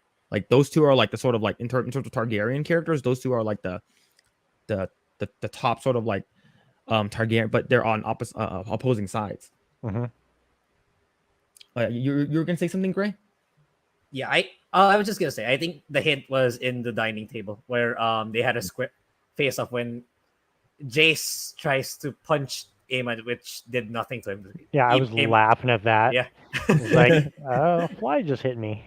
Yeah, it's like he was even laughing about it. Then Daemon steps in, so that's where you see their eye-to-eye contact. Like, yeah, these two are gonna do a face-off in the future, in like maybe in the later season, or maybe even in the next episodes. So yeah. So do you recall when the dragons die out? Is it within the next 10 years? I mean, could the houses go against each other and kill the dragons? Because what I was thinking is, the eggs that were found at the end of the episode and handed over to the keepers of the eggs. Mm-hmm. Maybe those are the eggs that we see later on in another series? Not sure. I'm not familiar with the lore enough to. Weren't there 3 eggs that were in the nest? I recall. I have to go back and see it. Yeah, I know Aemon picked up some eggs. He said to the dragon keeper, I don't know what they're called, the ones the caretakers of the dragons. Like he was saying like these are Cyrax's eggs, so it's Rhaenyra's dragon's eggs. So I don't know what's gonna be the implication of that. Like it's probably gonna go to their Targaryen kids. Apparently, there's 2 Aegons now. Well, because remember when we start with Game of Thrones, there's no dragons. They're dead and gone. So True. that would take my theory is those are the eggs that go forward into Game of Thrones and become our three friendly dragons. But I think that's too much of a time gap. Don't you think? Like, because Game of Thrones is almost like 200 years later. Can it really take that long for the eggs to hatch? Well, where would those eggs have come from then? The dragons have been gone a long, long time. Who was who was that guy that quote unquote sold Daenerys to Khal Drogo? Her brother. Right. So and then you get that older guy with like the beard or something like that, and like he gives her the eggs, right? So yeah, I would say we need to see. I'm just throwing a theory out there. It seems like something they would use to connect the things. Like at the very end, they sell them to a merchant or something, or someone comes and steals them. Because if you think about it, I know it's a huge time gap, but we don't know how long the eggs can stay in some type of hibernation. Because they were basically rocks. People just thought they were rocks at the time. Mm-hmm. Is this a way we're going to tie the 2 series together? Yeah, but yeah, that's a good point. We don't know how long it can take or how short it can take for the eggs to hatch. That's the thing, because in the Game of Thrones timeline, almost nobody knows how to take care of these eggs anymore, or how to raise these dragons anymore. Right. So the thing, because I would think, if we assume that it's in a particular timeline, at most, let's say 10 years at most for the eggs to hatch, something like that. Mm-hmm. I would say the eggs of Daenerys would come somewhere towards the end of this series. I think that would make more sense rather than the eggs as it is now. But then again, Yeah. we don't know how long it can take for the eggs to hatch. That's the thing. But I I would say go. yeah, I would say it's somewhere towards the end of House of the Dragon. Somewhere near the end, that's where Daenerys' 3 dragon eggs will emerge. Mhm. Somewhere along in the story. That's what I think. I just thought I just once again it's been a long time since I watched. I just thought the eggs or the dragons had been gone for over 100 years, and no one even knew those were dragon eggs. Because did anyone say they were dragon eggs until she went into the fire with them, and they hatched? I remember they were trying to like keep the thing warm. I remember It's been a while. It's been a long while I since. I remember Yeah. I think Daenerys had like a handler, and she was like touching the egg like with her bare hand, and then she was like, "What are you doing?" And then like she comes and like grabs the eggs and put it back in the little stone pot, and she goes, "Ow, my hands!" So I remember that they had to keep them warm. So I believe we didn't know, but the thing is, did the Mad King have a dragon? Right. So like Oh. that's Daenerys's father. So like I'm not sure if he had a dragon, if the last dragon died with him, is because I'm not sure if Rhaegar had a dragon either, but I don't think he did. But it would be pretty cool if like the whole House of the Dragon, like that goes all the way to like sort of where like maybe the Mad King happens or something like that. That'd be pretty cool. Like because if maybe like the first couple of seasons we're just focusing on this branch of the House of the Dragon, and then maybe later on it goes into like a different like branch, like you know, like before the Mad King became the Mad King or something like that. That'd be pretty cool. Like I have a feeling they can completely milk the crap out of the show, and it'll be great. Yeah. Someone in chat says my feelings towards Viserys was 50-50, but this episode made me understand his intentions more for sure. For yeah, you're talking about the his last like wishes and stuff like that. Yeah, I definitely do. We're not sure, right? Was this part like the portion of House of the Dragon we're watching, was that ever made into a book? Yeah, Oh, it was. I haven't read it, but it was a book. Okay. Yeah, so so I'm pretty sure a lot of people already know, like maybe some what's gonna happen, and I I'm definitely like this is one of the shows where I'm like, holy shit, like I'm falling in love with Game of Thrones again, and Makes you man, forget season 8. almost, almost. It's just like it's just how it ended just makes me so sad. Like season 7, half of it was good, half of it was trash. But Bran Season 8 had the best story. Didn't you know that? what you make, you know, why did you think I came out this way? So stupid, man. It's like I knew that I was gonna be king, so man, it's so bad, but man, I'm loving the show so far. I think with I'm actually sad that we only have 2 more episodes.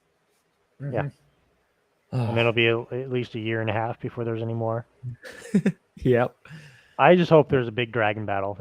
I'm just really hoping for that. They're setting up so much conflict between the 2 families that own dragons. There has to be something. Oh yeah, I definitely hope so for sure. What's it called again? I want to see like what's it called again? The Aemon's dragon like take down like 2 of the other ones. Like it'll be super sick. And but it's like I have a feeling that Aemon is probably way more important. I have a feeling, and the fact that he just looks so damn cool with his eye patch. I have a feeling he's way more important than Aegon, the current Aegon, and that's the thing. Yeah, go ahead. How are we gonna distinguish the 2 Aegons? Right? Yeah. Because for a brief moment, when Rhaenyra was beside Viserys on his bed, while he was lying down his bed, I need to introduce you with 2 big, presumably from Daemon. Like this kid's name's Viserys, and this kid's also name's Aegon. So there's gonna be 2 Aegons: Aegon of Alicent and Aegon of Rhaenyra. So I don't know how they're gonna differentiate the 2. Yeah. Oh man, and the fact that we're like I look, I understand why people do it. It's like, oh, um, it's just like I want to be able to pass down my name to my kids, or the great Aegon the Conqueror to my kids, Uh-huh. and or something like that. It's great, but why the hell do you keep doing it? Like, there's so many Viserys, there's so many Aegons and Aemons, and Well, why aren't they Aegon the Third, Aegon the Fourth? I mean, that's how mhm, traditionally they've done it. They haven't just had the same damn name. Charles the Third, Charles the Fourth, Henry the Eighth. mhm, I don't know why in this world they don't add that suffix to it. mhm. Yeah, I think they should. Yeah, great. I definitely agree with you. It's just it could potentially get confusing. It's sort of like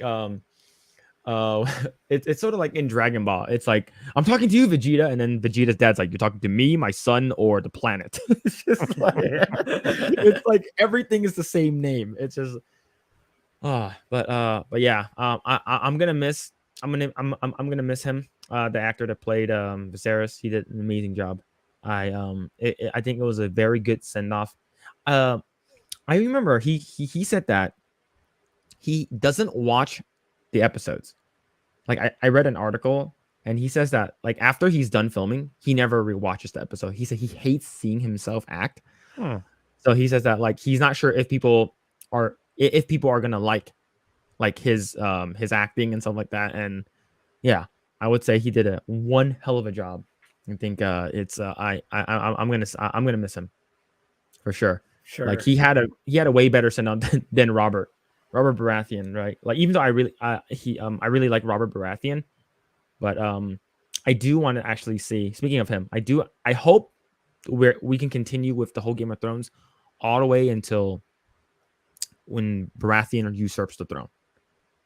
I want to Yeah. see, like, Robert Baratheon in his prime. That'd be it's like super cool to watch, because he's like, oh, back in my day, I can swing my hammer and like kill people and shit like that, and like that'd be pretty cool. But like, they sort of already talked about it. I believe there was like a in the books or something like that. That might have been like a ellipsis or something like not an ellipsis. What's it called again? Appendices that talks about like the war. But yeah. Well, at the rate Someone they're in chat said, time jumping, that might be in 2 episodes. oh yeah, true.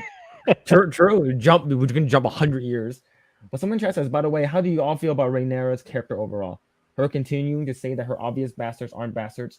Her bastard sons might be next in power, etc., etc. Yeah. So are you guys team Alicent or team Rhaenyra? Mm, I'm 50-50.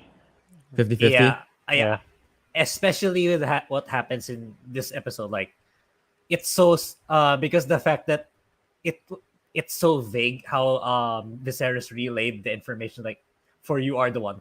You mean we're even arguing now if it's actually, if he was hallucinating or he was actually communicating to Allison. We don't know. We're not Mhm. sure. That's what makes it True. so ambiguous. Makes it so Mhm. hard. So I thought of another reason why I don't think he knew it was his wife there. What side? Mm. What side of his body? He didn't turn his head, right? He didn't turn his head once, correct? Mhm. mhm, mhm. What side was she on? His blind side. Yeah, The one with the He, true. mask. he might not have even ever seen her. That's true. Yeah, Yeah. I think he was. I think we'll definitely find out our question, but yeah. So in the chat says, do we hate her or do we side with Rhaenyra? Yeah, I'm not so sure. I'm not so sure anymore. Reading the question, actually, in chat, reading it in plain text, like, it's not so easy to say anymore.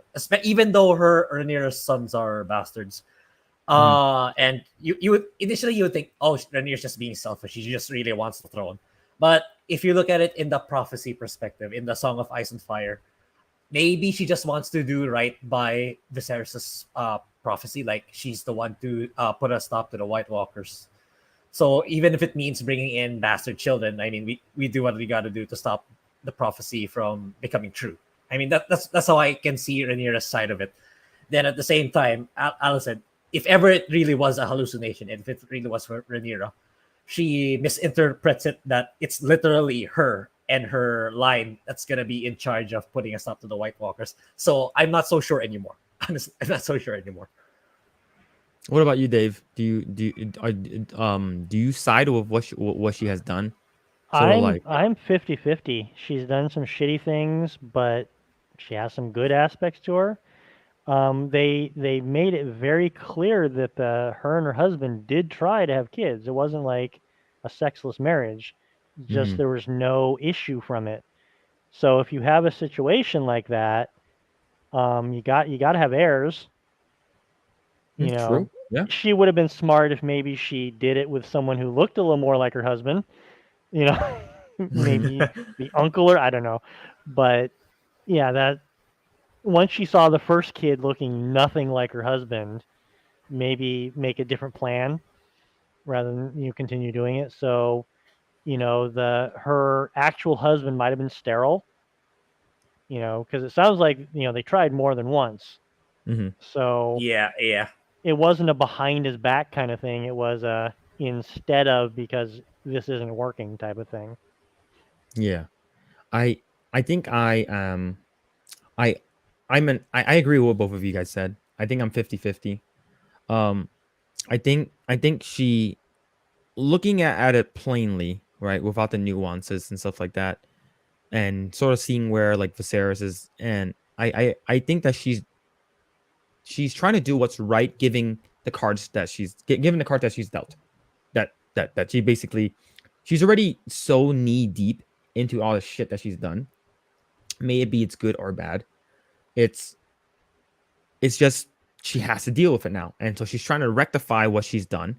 Say, I'm okay. I'm moving forward. I'm still gonna try to stay true to, like, the with the prophecy that's given by my father, but at the same time, um like, there's so many shit that's happened in her past already that she can't really fix everything. It's just she's basically trying to cover everything up, and I think it's just a snowball effect where, like, the fault of her past is literally like haunting her, is because of the deal that she made with Laenor. And even though the stuff that she did with Laenor, like what you said, Dave, like, it's not that they didn't try. They actually absolutely did, but I think it's just, yeah, like you said, like, they could have found a better person, but it's just, well, I'm already, like, I already screwed up. I'm so deep into this lie already. I can't stop lying. I have to continue doing this. And the fact that your father's in power, that sort of gave her the. It's sort of like, you have all this shit because of nepotism, but it's, yeah. I don't like her, but I don't dislike her.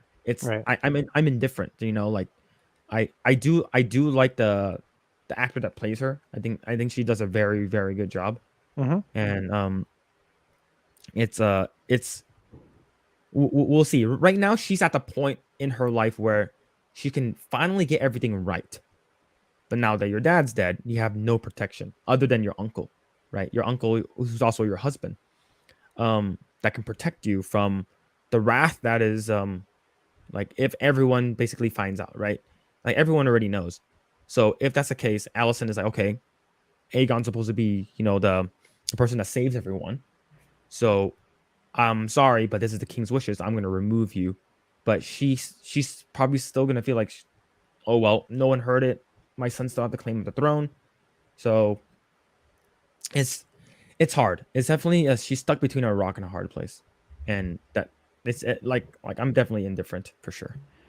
It'll be interesting to see who they show who has loyalty to who in the next couple episodes as one side goes, well, he said my son should be the king, not you. Are the king's guards going to go 50-50? Are they going to go more for the queen who's been around? Because remember, she's been gone. She's been on the island for 15 years. She hasn't Mhm. been around. I mean, she didn't even know that the castle had been turned into a temple, basically. Oh, yeah. So you have a Yeah. situation where all she has right now is maybe for lack of a better term, a color guard with her. She has her husband, her sons. She doesn't have a lot of troops there. So if they decide you're not coming into power, what exactly is she going to do? Her dragons aren't on the island with her. They didn't fly over. They Mhm. took a ship. Yeah, it's definitely gonna be definitely an interesting episode. What's that called again? Yeah, I believe she has no one. Like she has Damon, her kids, like the people that like what the baby daddy's dead, So You know, the hand of the king is against her. you do have Rhaenys though. Rhaenys, you do have Rhaenys and the granddaughters, Damon's kids. So but the thing is that like, and basically, But they're kids. Are they going to yeah, swing a sword? yeah, true. And but you also, I would say that's about it though. Like you have Rhaenys, and you basically have like House Targaryen, like the the bloodline of Viserys and his siblings on one side, and then you have all your kids, like Viserys's kids, and like you have Hightower and all the people who actually knows those kids are bastards. So I would say she's definitely outnumbered. So you think the next episode might be the Great Escape, as they escape back to their fortress of power with their dragons? Maybe. I don't know. It's because I tend to look at Wikipedia for the list of episodes on the title of the episode, because it leaves to speculation. Okay, let me check. But if I am not correct, if I'm not mistaken, let's see the names of the last. Yeah, okay. The last two episodes' names is the Green Council, so I'm assuming it's Hightower, something to do with Hightower. Mm-hmm. Then the final episode is the Black Queen. So that's well, that doesn't give anything away at all. I'm actually not sure. Honestly, Well, what's your take on the Black Queen? That's Alicent. I mean, or no, Rhaenyra, the daughter. That's Targaryens are black. You know, their color is black.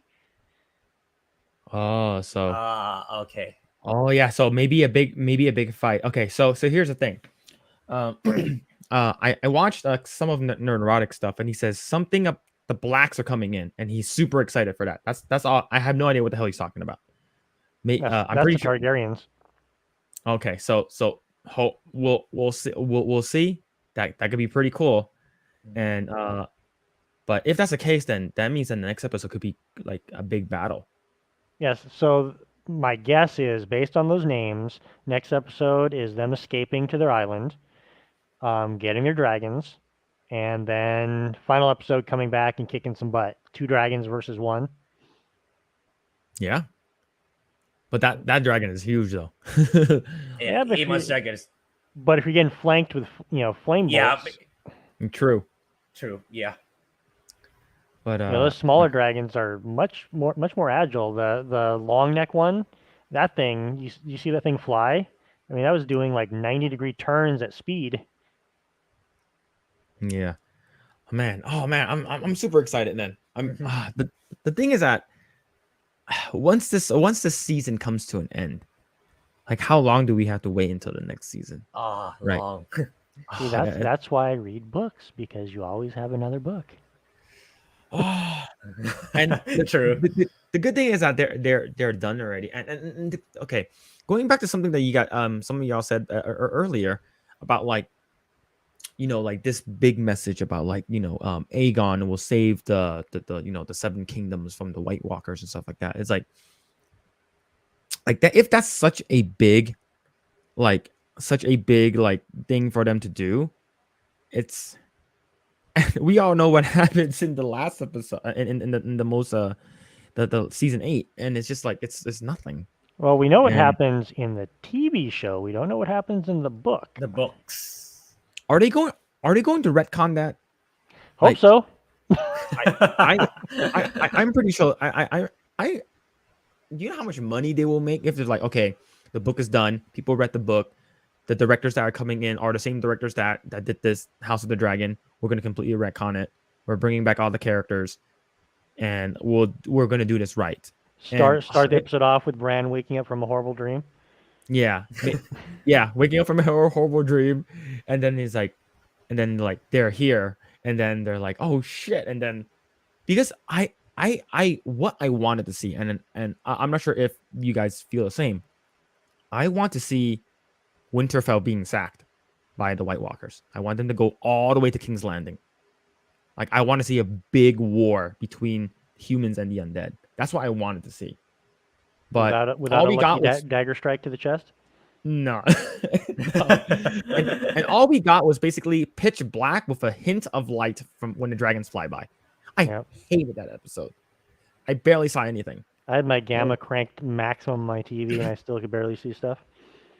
Yeah, all you see is like gray, like gray and then pitch black. But man, if they complete, if he ever finishes the book, and we get a retcon of that, that'll be super good. Man, There'd be a lot of very happy people if that happens. but they're already making a couple of other spin-offs of like what Jon Snow and like some other stuff they're already gonna do. But man, it's the next episode. I'm looking forward to it. I tomorrow can't come fast enough. I'm super excited. Mm-hmm. But man, holy crap! Man, damn, we were actually talking nothing about the TV shows today. It was actually pretty cool. I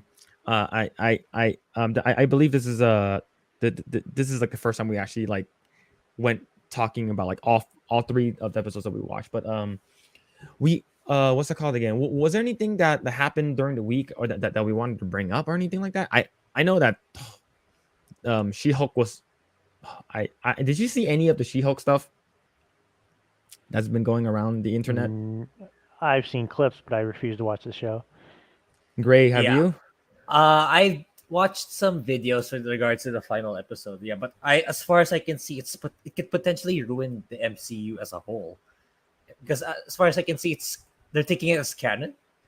If it's canon, yeah, it's like, if I'm not mistaken, She-Hulk can bend reality. She can change reality. That's the interpretation of the final episode. It's like, So she becomes Deadpool. Yeah, I know that she breaks the fourth wall quite often in the comics, but this one is like she literally is like talking to Kevin Feige. So I haven't seen it, but from what I heard, the last like 25 minutes of the show, she breaks the fourth wall and she jumps into like the UI of Disney Plus. And then she talks to The writer's room. Yeah, she talks to the writer's room, and then she talks to Kevin Feige, who's a robot, and basically asks him questions like, when are we gonna have the X-Men? When are we gonna do this? And it was so weird. Like some people said that they liked it. People who typically said they said this one is like a better episode, but it's just because it's so stupid. And Well, it sounds like something Deadpool would do. I mean, you Yeah. remember?